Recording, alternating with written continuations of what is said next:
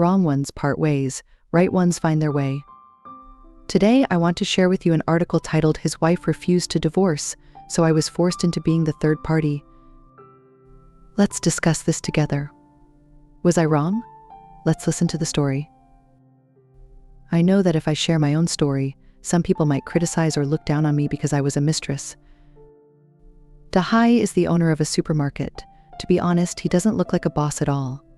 He looks more like a laborer with his strong physique, dark complexion, and somewhat intimidating appearance. Most of the supermarket staff are from out of town, and he provides them with food and accommodation. However, Dahai is also stingy and shrewd.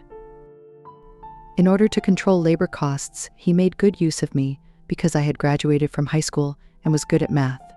That's how I transitioned from a stock clerk to a cashier. After becoming a cashier, I had daily one-on-one reconciliation time with Dahai. When I turned 18, Dahai brought me a cake for my birthday. Unfortunately, his wife, Luyan, found out about it.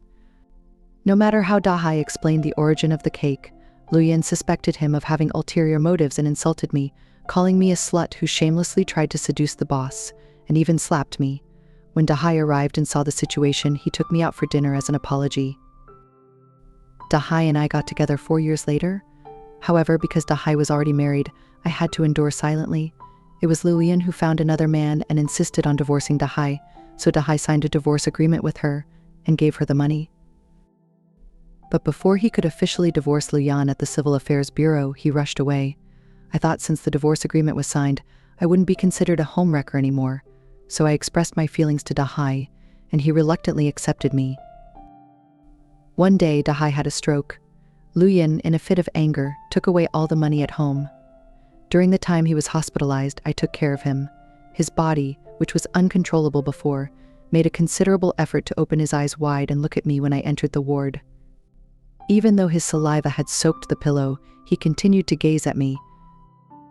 His appearance was truly pitiful, and it almost made me cry. I sat beside her and gently touched his hand. He whimpered, and I smiled, saying that I would take care of him in the future. I thought he would be happy, but to my surprise, he struggled to push me away. His limp fingers trembled as he rejected me. I understood what he meant. He wanted to see me but didn't want to burden me with taking care of him.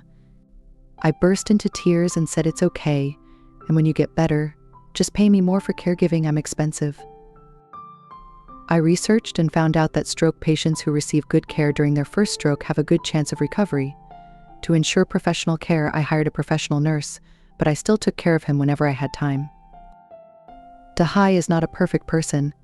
I won't mention the petty things he does at work, but his way of dealing with Luyan is very problematic. His lack of principles and indulgence led to his current situation.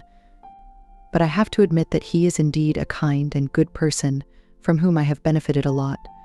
Maybe I don't have intense romantic feelings for him anymore, but I'm willing to take care of him.